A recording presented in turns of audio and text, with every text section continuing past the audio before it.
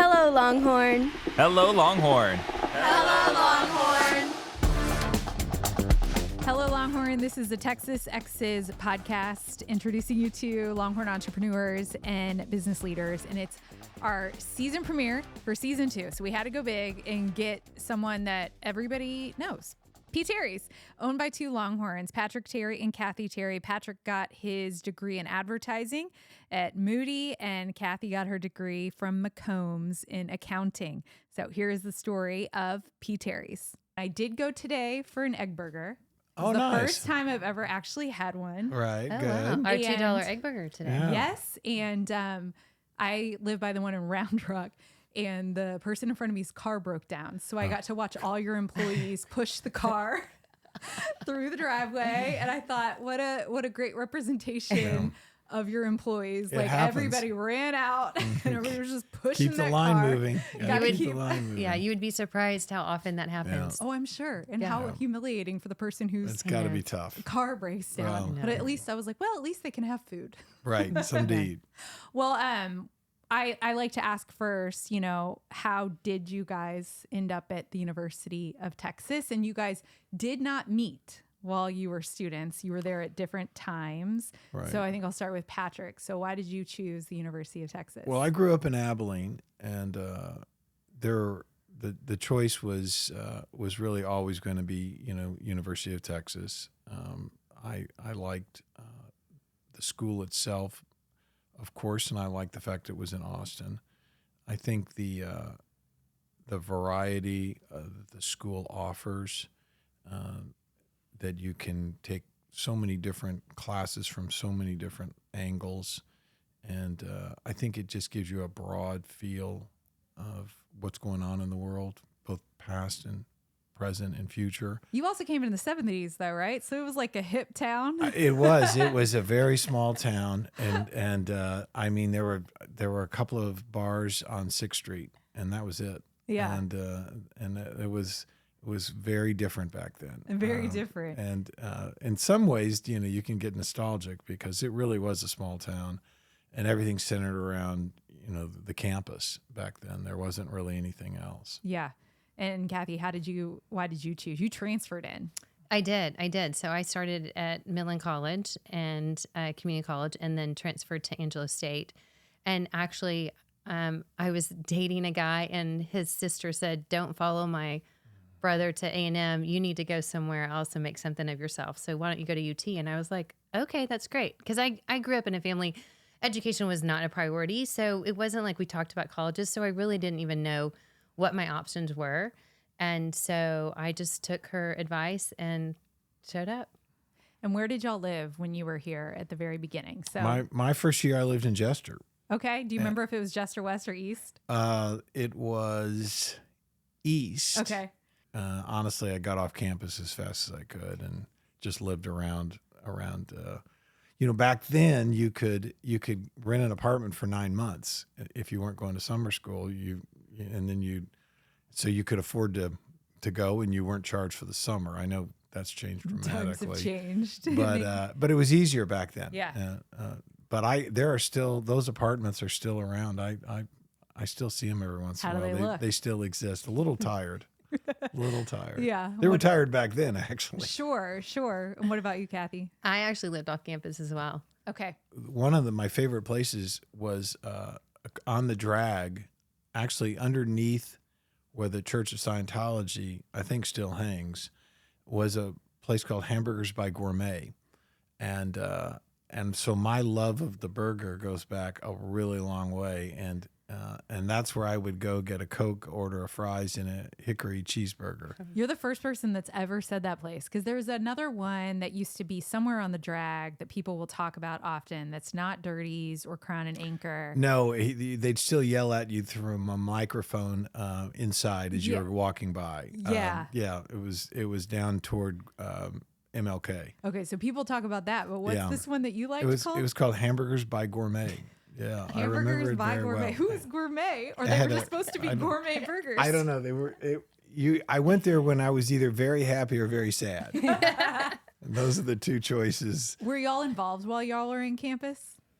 in any organizations? Oh no, I'm terrible about stuff like You're that. terrible about Yeah, stuff, yeah. not joiners. Yeah, just Yeah. no. By the way, while I was on campus, I actually worked at the Texas Union in the food court. Oh, fun. Yeah, Jesse was my boss. What did you do? Not a lot. Jesse and I were good friends. I didn't do a lot. I actually worked down in the basement in the storeroom and delivered food up to the different restaurants. And then I worked. There was the last restaurant was a cafeteria, and I would be the guy that greeted you every day at 5:00. So was that kind of like your first restaurant experience? No, I go way back. Oh, you go way back. But I'm always drawn to it. Well, so the story about P. Terry is you hear and you can read on your website, and I've heard you say that your whole life you always wanted to start a burger stand.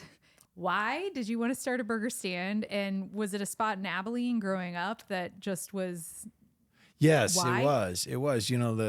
I think people's childhood has so much influence on them, and I used to go to a place called Mac Eplins, and Mac pretty much ran the town from a restaurant standpoint. I mean, Abilene's at the time was less than 100,000 people, and I think he had 9 or 10 restaurants, but he owned, the cafeteria, the drive-ateria, the coffee shop, the diner, the seafood restaurant. He just everyone, and he just did an amazing job.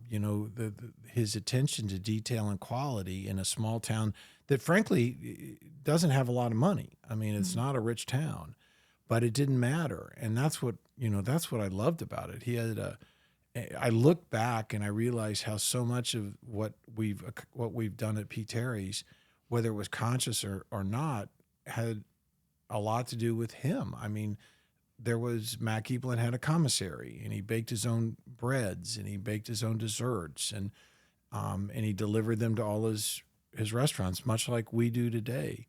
So the influence and the impact from that was really why I always wanted to do it. And Kathy, when he would talk about wanting to open up a burger stand, did you think like, oh, this is going to be a establishment with over 35 locations, or we're just going to have, a burger stand and he's going to run down there and then run back home and, we'll make a few bucks. And... Yeah. No, I mean, when he first talked about it, I kind of didn't take it seriously because, he always had business ideas. I mean, like when, kind of most entrepreneurs are always like looking at angles and different things and different ideas. And so he would talk about it.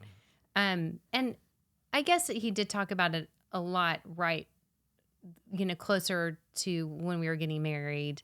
And he actually had tried to get a location. The first location we actually started, he had tried to get before we got married. Okay. And he lost the lease to another chain. I think Slotsky's or somebody got the lease. And so I thought, oh, well, he's going to go on. We dodged that bullet. And so then we got married, and then that location came back up, and he went and got it. And I was like, oh, this is okay. Really? You're going to do this? But to your point, like I had no idea how involved I was going to be because I had my own career. I was working, I was traveling. And I think it was over a series of weeks and me asking a lot of questions that I realized, oh, your passion project is going to be our passion project. Because he had such a vision, and he really didn't know what he wanted to do, but it was the details and actually doing all the little things. Like I remember calling him going, hey, don't you need one of those like speaker boxes that you talk into? And there's like the headset that the kids wear that take your order. And he was like, oh yeah, we probably need to get one of those. And I was like, oh crap.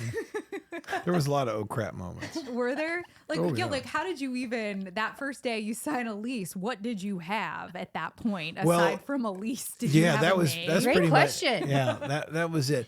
Well, so I believe in signing your life away and then figuring it out. Okay. We really, I think there is a time when you just take this leap of faith, and that you just you believe that it will work out, and there's no doubt that I was always going to lean on Kathy to help and get this thing going. I mean, her work as a paralegal was incredible. I mean, her mind and how she organizes things there wasn't any doubt that she was going to be able to pull it off for us, and in so many ways she did. I mean, her attention to detail, was there, and her list of, priorities and where we need to go. I knew what I wanted to do, and I was gonna figure it out at some point, I think, but it certainly helped that Kathy was there doing so much of the yeoman's work. Well, I think your proposal for the lease was like a one paragraph kind of concept idea, business plan, all wrapped up into one thing. Yeah. We got so lucky. You look back, and we actually had this conversation yesterday on campus with a group of students about how much, luck plays in things. And I will say, and Kathy had a great response to that as far as just what you are supposed to do and how you're supposed to show up. But we were really lucky in the fact that the landlord, woman by the name of Ann Williams, was from West Texas as well. And y'all are both from West Texas. And we are from West Texas. And if you're from West Texas, it's different than being from East Texas or Central Texas. It's just different. And so, Ann was interested in what the building was going to look like. And yes, Kathy's right. She also wanted to know if I was going to, we were going to be able to pull it off. But she wanted to know what the building was going to look like and if it was going to be maintained, because the last lease, they didn't follow that, and the place looked terrible, and they actually never opened. And so that was her main interest. But the other thing is that you must be incredibly polite when you're dealing in West Texas. And we never talked about money. And so I did not know when the lease arrived, which I was going to sign no matter what. I did not know what it was going to say. I had no idea what the terms were, and I never asked. And she never offered. It was just accepted. And the lease came, and I signed it. And it was fair. And it was more, yes, it was very fair. But somebody else could have turned that thing the other way by saying, well, wait a second, I don't get into deals until I know this, this, and this. And my guess is, not speaking for Ann, but my guess is it wouldn't have gone so well. Mm-hmm. And so there was definitely some luck in the fact that we spoke the same language. Yeah. When it came down to the name and the very specific colors you chose, how did you decide to be like P. Terry's, not Terry's? Well, the name was Kathy's idea. Well, and we fought over the name for a really long time. I shouldn't say fought. We couldn't come up with a name. No. I think we struggled because we wanted it short. We wanted it, like Bob's, Jim's, Don's, we wanted it kind of catchy, but we could not come up with a name. And we couldn't get anything registered, right? Right. And so we actually, Patrick is a godfather to a lot of kids, but one kid, the dad is Patrick as well. So we would always spend time at their house, and we would call him P. Bethard, and they would call Patrick P. Terry. And so we were over there one day, and we left, and we're getting in the car, and they were like, "Bye, P. Terry, bye, P. Terry," and I was like, oh, "That's the name. We call it P. Terry's." And he's like, "No, I don't want to put my name on the building. Like, what if it goes under and it's my name? It's my name." And I'm like, "Yeah, but it works. It's catchy." Anyway. It took me a long time to convince him. Yeah, but it did work, and it was catchy. And then we hired an artist, Gary, and he actually came up with the colors and the logo. Yeah, but you gave him, hey, I want it to be like a 50s. I did. Nostalgic I did. We the one thing we knew is our architecture was going to be Googie architecture, and that's what we play with. It's Southern California, 50s and 60s. It's car washes, diners, coffee shops, and it's a timeless feel. And so when you say, okay, this is what it's going to look like, and this is the feel of it, then Gary took it from there and came up with the design and the logo, which is So I decided I was kind of going to go through some of the things that now that I've heard a little bit of your story, because I've been lucky enough to hear a little bit of the story from Kathy, that now when I see people, I'm like, guys, did you know this about P. Terry's? Right. And so I was going to kind of go through some of those things. Like number one, the potatoes, that you don't use potatoes that a lot of other restaurants might use because they're very complicated, because they're grown only one time a year. Right. And then they're stored, and that's the Idaho. It's a specific Idaho potato. Right, Burbank. And why did you choose that? And why is it so complicated? Okay, you want to tell it? Well, you tell why you chose it. I don't know. I just followed your vision. Well, Did you go do a potato test? so taste test? we Well, we actually did. did. We actually did. We actually did. There's this rule that I have that it's supposed to be difficult but not impossible. Okay. And the supposed to be difficult part is that your competition can't easily copy you, or that you've made yourself unique. And the Idaho Burbank potato, and we actually get our potato not just from Idaho, but from an area that is supposed to be the most fertile part of Idaho, is the best tasting for a French fry.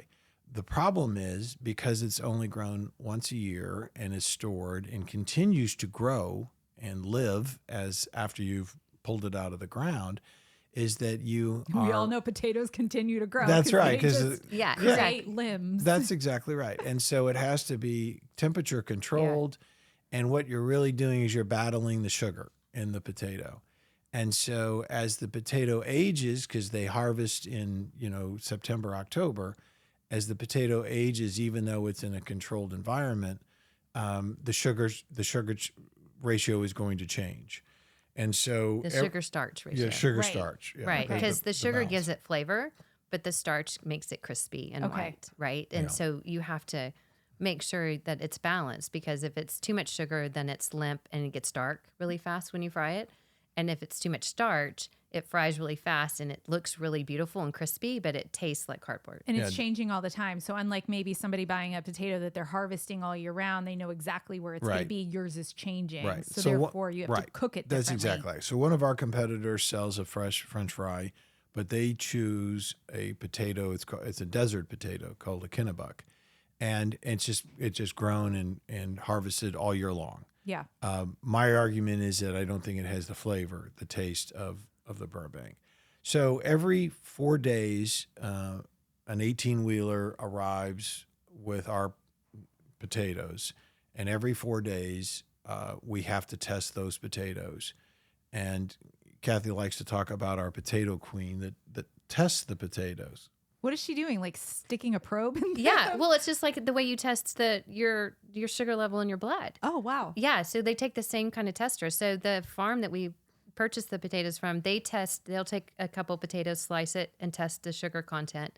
Then they send that with us and say, this lot's coming, and this is the sugar level. And then when she gets it, she cuts the potato and she tests it well as well. And then based on that, she determines how we're going to prep them. And then she distributes that information to all of our stores. And then she says, okay, this lot's coming in. This is how you prep it. This is how Every you 4 fry it. days. Yeah. And that could be like, this is how long it has to like soak in this thing, Right. or this is how long you have to let it sit out, or this is how Exactly. long you fry it. Yeah. And it's Exactly. different every 4 days. Every 4 days. Well, I mean, and usually it doesn't change drastically no. over Okay. those 4 days. But yeah, like if you didn't change the method in 3 months, it would be totally different. That's wild. French fry. It would taste totally different. Another thing that y'all do that's so different, and this is kind of a two-part question, because I doubt you could have started your business knowing you were doing this. And I think this is probably what's so special about Kathy, is that you were working together at the stand. You realized it was someone's birthday. You felt terrible because you were working with them the whole day. And then you decided to bake them a cake. And then that became a tradition where you baked cakes for employees for how long? By For yourself? 9 years. For 9 years. And now Yes. you have a professional, but I want to talk about that. But like going back to that, I think of, okay, that's cute. You do 1 or 2 cakes. You feel great. Everybody loves it. You're like, this is awesome. You get through a whole year. You're like, I did it. It's really hard, I think, to be repetitive and consistent and do it over and over and over again. And for 9 years, because, okay, you had how many employees were you baking cakes for every single year? Well, after 9 years, I think we were up to around 400, almost 400 employees. And so When you started, there were like 25. when we started, 25. And so I maintained the list myself because I did payroll. And so I always had everybody's birthday and I did the schedule. And then once I turned over the schedule, I mean, I knew the birthdays coming up. So I'd call the store and I'd say, hey, so-and-so's birthday this week. What day are they working? Are they working on their birthday? Are they working the day before, the day after? You know, what kind of cake do they want? And so I would make those phone calls and ask them. And then that week I would list out, okay, these are all the cakes we need to make. And I mean, there would be nights where Patrick would come in from working all day and I would have like 8 cakes on the counter. And he'd be like, okay, you got to take these back to the stores. And we would put candles on the cake. We would stop and sing happy birthday. We didn't stop very long because Patrick didn't want the line to stop. Right. I think, and of course, the last thing you want to do when you get home from working is to get in your car and go back to those stands and deliver cakes. But what we found is that, well, first of all, when you start something like that, you can't stop. You really can't. You're committed the minute you do that. And so there was really no going back. But what I found is that so often when we would sing literally we would take 30 seconds and sing happy birthday as fast as we could. The employee would blow out the candle and the cake would go in the back and then the employees would enjoy it on their break throughout the day or night. What we found is that people pulled out their phone and took pictures. And the reason they were taking pictures is that might have been their only celebration of their birthday. And so we realized how important it was to so many of our employees. And so, man, you can't take that away. So we didn't. That's so interesting because if somebody was starting a business today, I don't know if that's something you would necessarily implement or even think that one day you would have a full-time cake maker, but it speaks to y'all knowing your employees and noticing things and listening and being there and seeing an opportunity that created a culture, that you couldn't have just probably imagined unless you were there. Well, that's exactly right. The best thing we ever did is we were there. And when you're working side by side in a 500 square foot building and it's 110 inside, or you're freezing your rear end off in the winter because it's 40 degrees inside because nothing ever seemed to work. Sure. You not only know what your employees are going through at work and what they have to do every day because you're doing it with them, you also get to know them and their lives outside of work. And so you really get a sense of what they're going through day and night. And that's how y'all decided also to start loans for employees. Right. Yeah. Right. The easiest thing in the world for us was to give a no interest free or no interest loan. I mean, it's not a big deal. And it's not like the bank is giving us a bunch of money anyway to have it in there. And the idea that we could give it to our employees to help them out with car breaks down or they're behind in their rent or a loved one is sick in the hospital and needs some extra cash. It seems like a no-brainer. Yeah, and there's so many times Patrick has said over the last 20 years when someone calls and it's an emergency, he always says, I hope it's a problem I can fix with money. Oh. I hope this is a money issue. Yeah, because we can do that. And because we've had a lot of phone calls where we couldn't do things. Yeah, so it's a privilege that we get to be able to do that. Is it hard as y'all have grown and, you have a certain amount of employees in the beginning and you can have all these feelings and emotions and fix problems as it's grown? Has it been harder or more joyful that you get to impact so many people or both? Oh, I think it's one of the reasons we keep expanding. Yeah, it's more joyful. Yeah. The idea that, at one point we had 900 employees and now we have 1,100. That's 200 more people that I think are treated fairly on a day-to-day basis.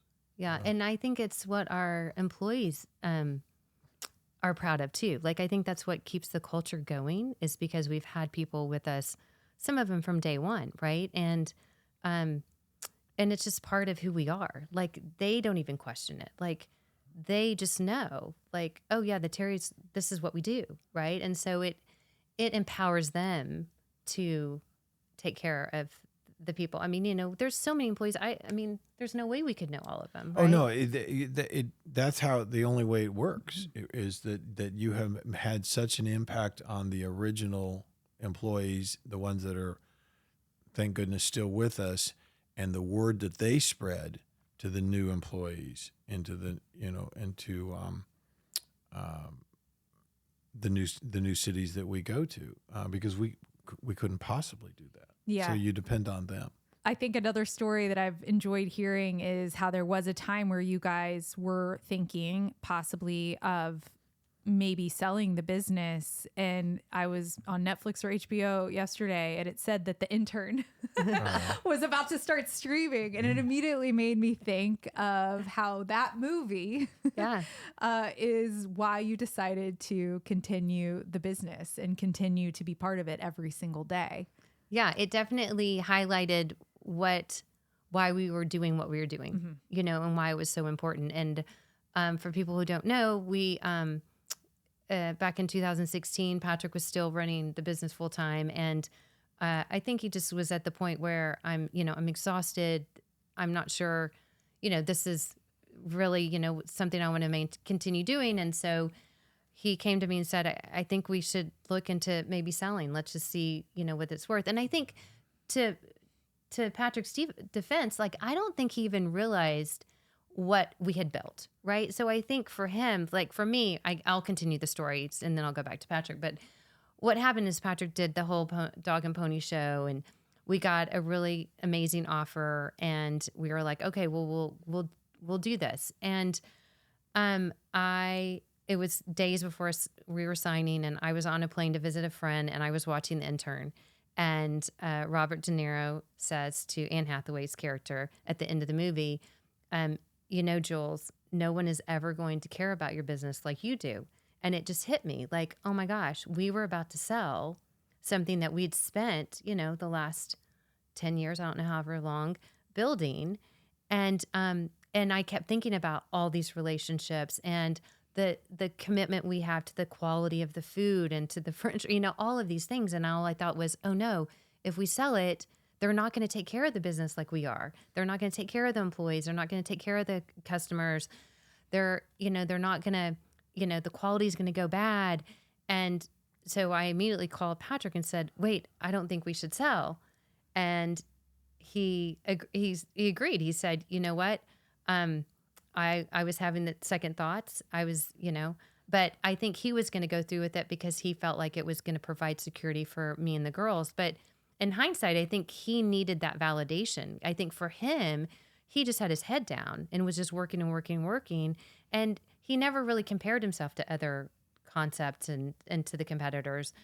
And so I think by doing that, it allowed him to realize that we did build something of value. Like, oh my God, these people are willing to pay us this much money. I mean, more money than we ever thought imaginable, right? Mm-hmm.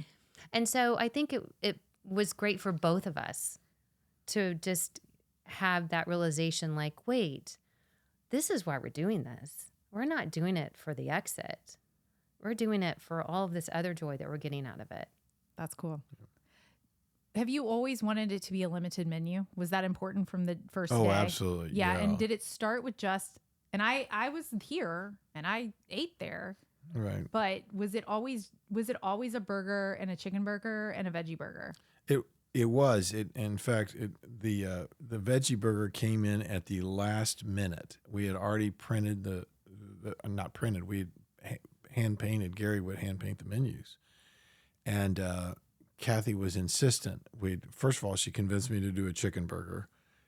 Good call. Because I was fighting on that. And good call on how it is, as opposed to just a big chicken breast, that it's a round chicken. It's a great story. And the reason we did it, because I didn't want to do it, is we were at dinner with some dear friends of mine. And in the conversation, one of them said, I said, I don't want to do a chicken breast because it doesn't cover the bun. Mm-hmm.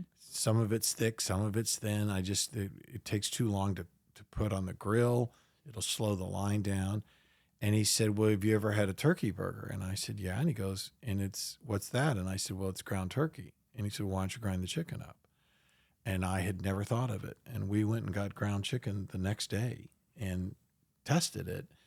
So that got on the menu. And then at the last minute, Kathy convinced me to do a veggie burger. And at the time, we now make our own veggie burger in our commissary. But at the time, we didn't have a commissary. So we had to buy one off the shelf, basically.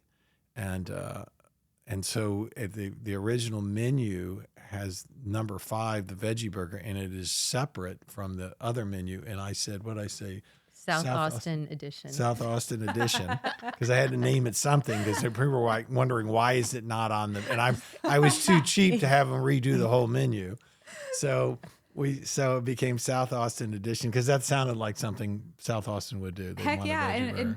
2005ish, I mean, veggie burgers weren't everywhere like no, they are Yeah. today. no, they weren't. They Yeah. weren't. And but it's become, and I think it's really one of the things that distinguishes us from everyone else in our category, is that we have this chef-based chef recipe created for us with black beans, cremini mushrooms. I mean, the parsley. It's cooked in brown rice. It's cooked in cream. The mushrooms are sautéed in cream and cheddar cheese. I mean, we put all of the stuff in it. We make it ourselves, and then we sell it in a fast food restaurant. Yeah.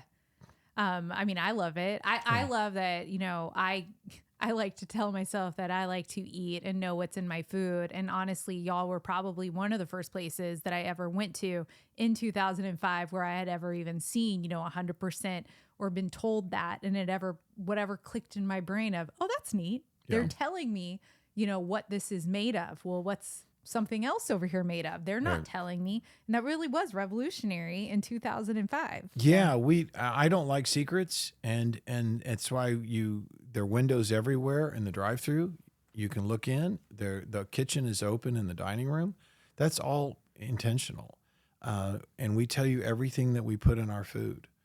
And that original sign, because I was having a terrible time describing how we were different, and it always seemed to come out wrong. So we call it our TV sign. It looks like an old TV screen, and it just says "You are eating," and it tells you everything that we do. And the reason I phrased it that way was, it may not matter to you, or it may matter. We're just going to let you know, and you decide what if that affects you or not. Any of that come from your advertising It does. degree at the University of Texas? It does. It does. It does. A lot of that comes from my background in advertising at UT. What is the most underrated item on your menu, you think? I would say the egg burger. I don't know. That's probably right. I mean, think it's that's pretty true. good. I will say it I was think very, that's- everybody hates this word. It was very moist. Yeah. Yeah. It was not dry. Like No, sometimes when you'll get stuff, yeah. it was really good. Yeah. No, I think that's probably right. Because think- we get a lot of attention over the beef and the chicken and Yeah. and the veggie patty for sure. Right. I think that's right. I think the egg burger is the quiet one in the group. And then are y'all eating at P. Terry's every day? Yes. Oh, we do. Every day. We're Yeah. just, people would just couldn't believe it, but we it's just not a big deal to us. Have you made up your own concoctions now? Not really. No, No, I mean the staff. I mean some of the staff do, but we. I cut down on the bun and I eat it in a boat with a knife and a fork. Okay. It almost becomes like either a salad Sure. with lettuce and tomato and either chicken or beef on top, because I do eat it every day. And so I thought, well, I'll cut down a little bread, but because if I have my choice, I'll always take the French fries. Sure. I just always will. Sure. How can you not? And we get a large Arnold Palmer. You get one about 6 times a day. That's your drink? It is That's a my drink. drink. It is. That's a my drink. And what about the girls? Do they like eating at P. Terry's? They do. I mean, You they have high probably, school We have high kids? school girls. Yes. I think they do. But they definitely want to mix it up. I mean, I do have a great story. Our oldest daughter, when she was I don't know, maybe kindergarten, first grade. We put her in this little camp at the lake, and it was an all-day camp. And so they would have lunch. You would give them money, and they would go buy lunch together in a group. And I picked her up, and I said, "So how was camp?" And she said, "Camp was great. Have you ever heard of Thundercloud subs?"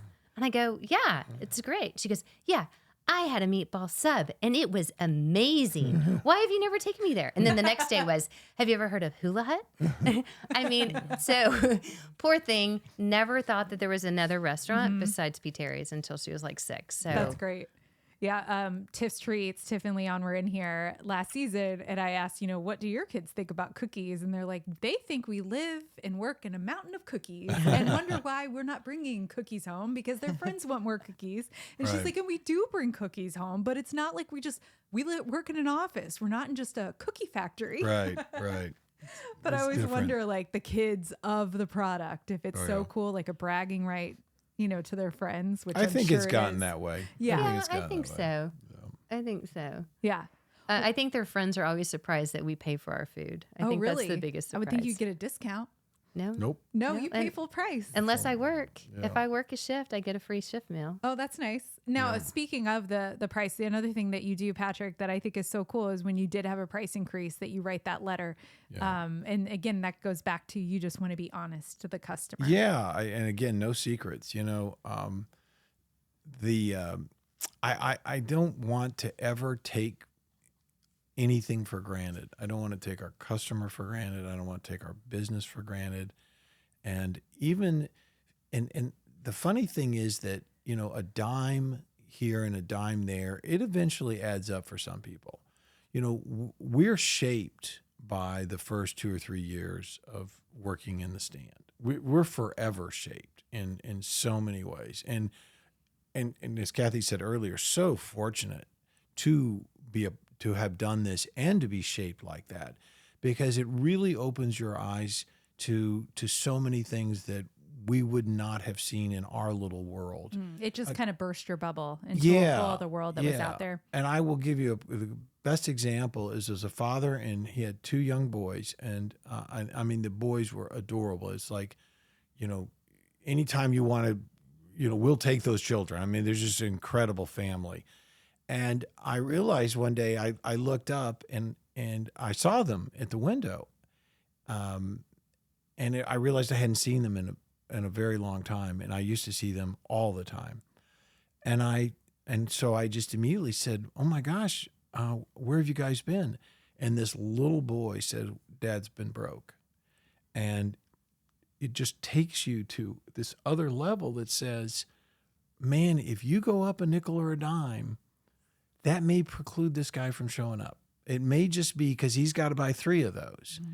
And, I've seen our customers look through the ashtray looking for the next a nickel, a dime, a penny. I've seen them scrounging for the cash to pay for the meal. So we don't ever say, "Oh, a hamburger is $3.10. Everyone can afford it." No, not everyone can. So yeah, we take it really seriously. Well, this is 20 years. Yep. Y'all have opened now 2 24/7 locations because the one on Burton Springs and Lamar is now 24/7. Yep. You're asking for people to send in stories. And so you, Patrick, have been really busy on the Instagram page. Somebody yesterday came in and said, he's been up on my reels a lot. I've been hawking those egg burgers. You've been hawking the egg burgers. And I was thinking, like, who told him? Was that you that wanted to get up in front of the camera? And you're like, it's time. Oh no, we hired a Longhorn. Oh, good. We hired 2 marketing people, and one of them is just out of UT, and he's the one that keeps putting me in front of the camera. I love it. You're making a difference. Seriously, there was a Exactly. guy, he's in his 20s. He's like, I see him on my Instagram all the time talking about egg burger and 24/7. So back to the University of Texas, just a couple quick questions. Do you guys have a favorite class that you remember? I know not everybody does, and that's okay. But Yeah, I do. yeah. Tom Philpott taught the American Experience, and it was actually a 9-hour course of history, English, and government. And Tom taught the history part of it. and it was a 9-hour credit, and I was the books that I read in that class, Native Son, Hard Living on Clay Street. I still, all these years, still remember that. It had an amazing impact on my life. I was very lucky to have him for a year in my life. It was That's really cool. special. Yeah. Yeah, I don't have any memories from my undergraduate, but I did come back a couple years ago and take some classes through the Tower Fellows program. Oh, cool. And so two of my favorites, I took, I think it was like Fundamentals of Social Justice. It was like entry-level social justice class with Professor Conway, which I loved. I was surprised at how much I enjoyed that class and how, I mean, I thought I was aware and I realized, I'm not so aware. And then I took an Intro to Islam class with Professor Azan, which was really, really great. So, Can anybody do a Tower Fellow? You have to be asked, or what is that? no, I think, I Okay. think anybody can do it. I mean, Okay. it's usually, old people like me who want to come back and take classes, and it's a great program. Yeah. Yeah. And then what was y'all's favorite place to grab food around campus? I guess it was this gourmet place. Yeah, Hamburger's my gourmet, and then there was a Saigon egg roll that was they were $1 a piece, but I never had, and the line was long, but I never had the nerve to eat one. Why? This is one of the original trailers. It was on the drag. That's so funny because I was about to say my favorite Saigon- place yes, was, Saigon egg roll. well, it wasn't the Saigon No. egg rolls, but it was an Asian, it was chicken fried rice because I could get a big container of it for $1.50. Yeah, That's a good deal. It was a good deal. Yeah. And Yeah. that was my favorite spot. And then what advice do y'all give to someone who wants to start in this crazy restaurant business? no, I'd be very careful. I think that if it's not in your blood, if it's just not a part of your being, then it won't work out well because it just takes a commitment that very few jobs really have. I mean, it really just takes. You can't be a passive owner. No, It's relentless. It is. Still to this day, 20 years in, it's Oh. still pretty Yeah, relentless. it's not as it. Yeah, it is. It is. Not as bad as it was because we have so many great people that have taken the reins on so many things that a lot of things, I'm protected from, but the phone will still ring. But Yeah. it's kind of like parenting, when they're young, it's physical, right? And so when we started, it was so physically tiring. It was so hard. And then, the older they get, it's more emotional. Yeah. And, we've grown our family. It's really big and we have a lot of support.